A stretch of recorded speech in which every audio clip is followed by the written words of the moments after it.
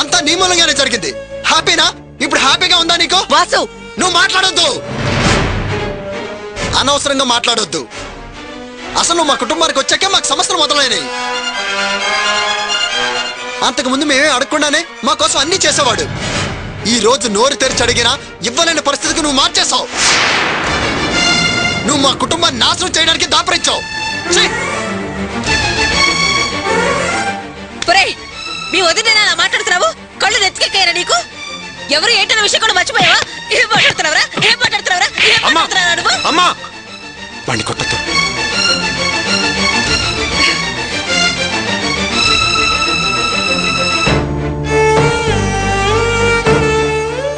వాడి మనసులో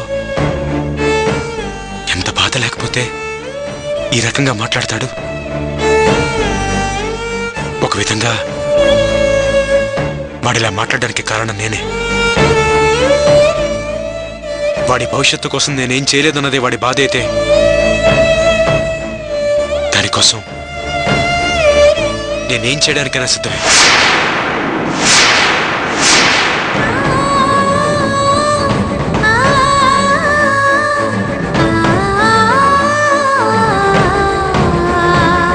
నా పేరు మీద నా ఇంటికి అయితే ఇచ్చేస్తాను.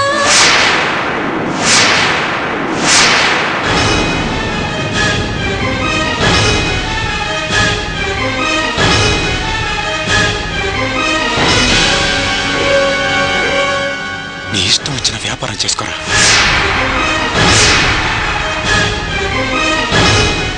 గోపి, ఏంట్రా సడన్ గా ఇలాంటి నిర్ణయం తీసుకున్నావు?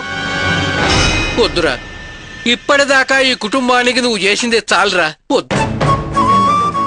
లేదన్నా, నేను ఇలాంటి నిర్ణయం తీసుకోవడమే కరెక్ట్.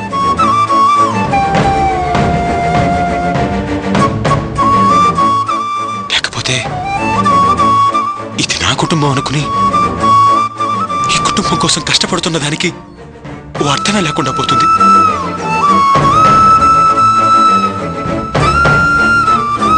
నువ్వు వ్యాపారం చేసుకోమంటున్నావు సరేరా, కానీ వాడికే వ్యాపారం తెలుసని ఆ డబ్బు తీసుకెళ్లి వ్యాపారం చేస్తాడు.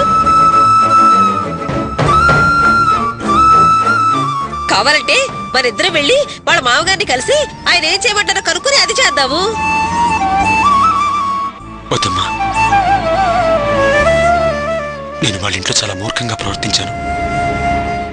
అందరి ముందు వాసుగాడిని అవమానించాను. నేను ఆయన మొహం చూసి మాట్లాడలేను. మీరే వెళ్ళి ఆయనతో మాట్లాడండి. చెప్పాను కదా, నా పేరు మీద ఉన్న ఇంటి కాగితాలు ఇచ్చేస్తాను. చూడండి, ఆవేశంలో ఏ నిర్ణయం పడితే ఆ నిర్ణయం తీసుకోకండి. కాస్త ఆలోచించి జాగ్రత్తగా నిర్ణయం తీసుకోండి. లేదర్చన, నేను ఈ నిర్ణయాన్ని ఆవేశపడి తీసుకోవట్లేదు. బాగా ఆలోచించే తీసుకున్నాను.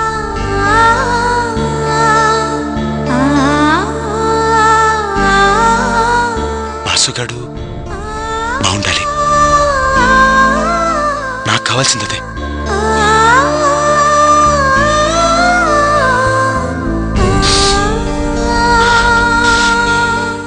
సర్లే, నేను చెట్టుకెళ్ళి వస్తాను.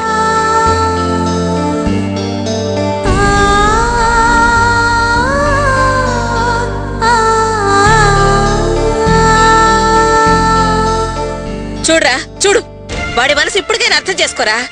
నువ్వు బాగుపడాలని వాడి పేరు మీద ఉన్న ఈ ఇంటిని నీకిస్తానంటున్నాడు. అదిరా వాడి మంచితనం. ఆహా, ఆయన గారు ఆ మాట ఊరికే అనలేదు. నేను ఇంతసేపు ఆయన తప్పు ఎత్తి చూపించానని మంచి పేరు దక్కించుకోవాలని అలా అన్నాడు. నోరు ముయ్యరా, కొట్టాలంటే మూతి పళ్ళు రాలిపోతాయి. సిగ్గులేని వెధవా, వెళ్ళరా, వెళ్ళి పని చూసుకోపా. నువ్వేంటయ్యా ఇలా సిల్లా నిలబడ్డావు? వెళ్ళవతలకి వెళ్ళు.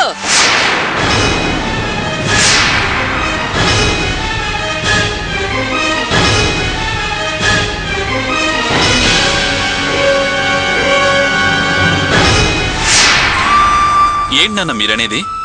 గోపీబాబు గారిని పెళ్లికి పిలిస్తే మల్స్ బాబు గారు పెళ్లికి రానన్నారా? అవునరా వినోద్, ఇప్పుడు ఏం చేయాలో అర్థం కావటం లేదు. అంతా కన్ఫ్యూజన్ గా ఉందిరా. నాకైతే అర్చన వాళ్ళని పెళ్లికి పిలవకపోవడమే మంచిదనిపిస్తోంది. ఏంటమ్మా నువ్వనేది? నీకింక గోపీబాబు గారి మీద పాత కోపం పోలేదా? ప్రియ గురించి తప్పుగా అన్నారని ఆయన ఇంటి దాకా వెళ్లి దుమ్మెత్తి పోసావు కదా.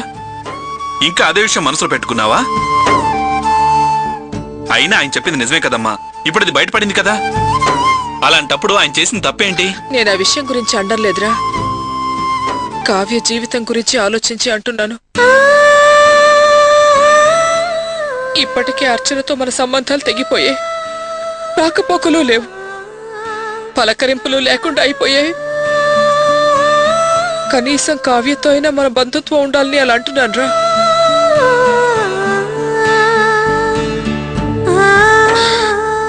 కన్నతలేనైనా నేనే ఓ కూతురుతో సంబంధాలు నిలవాలని మరో కూతురుతో వద్దు అంటున్నాను రా. అలా అంత కఠినంగా నేను గుండె రాయి చేసుకుని అనాల్సి వస్తుందో ఒక్కసారి ఆలోచించరా. అవునండి, అత్తయ్య అన్నమాట నిజమే. అర్చన బంధుత్వానికి ఆరాటపడితే కావ్య బంధుత్వం దూరం అయిపోతుంది. ఆ మల్స్ సంగతి మనందరికి తెలిసిన విషయమే కదా. అతను మాట అంటే మాటే, మరీ పట్టుదల మనిషి.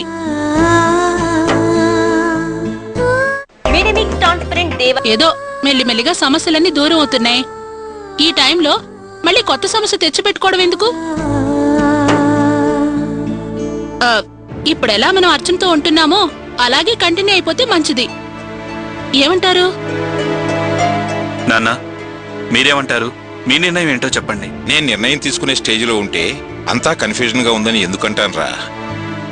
మనం చెప్పకపోయినా, పెళ్లికి పిలవకపోయినా ఈ విషయం వాళ్ళకి తెలియకుండా ఉండదు. మనలో మనకెన్ని గొడవలున్నా చెల్లెలు పెళ్లి చేస్తూ అమ్మా నాన్న కనీసం మాట వరుసకైనా మాకు చెప్పలేదే అని అర్చన బాధపడుతుందిరా. ఎన్ని గొడవలున్నా, ఎన్ని మాటలనుకున్నా అతను మన ఇంటి పెద్దలుడు, అది మన పెద్ద కూతురు. వాళ్ళని పిలవకపోతే ఏం బాగుంటుందిరా? అది మనల్ని నిలదీసి అడగడానికి అవకాశం ఇచ్చిన వాళ్ళం అవుతాంరా. నాకు కూడా ఏమి తోచడం లేదురా. ఎంత ఆలోచించినా మరో దారి కనిపించడం లేదు మావయ్య. ఒకవేళ మనం అర్చనను పిలవడానికి వెళ్ళినా తను పాత కోపం మనసులో పెట్టుకుని మనల్ని కడిగి పారేస్తుంది.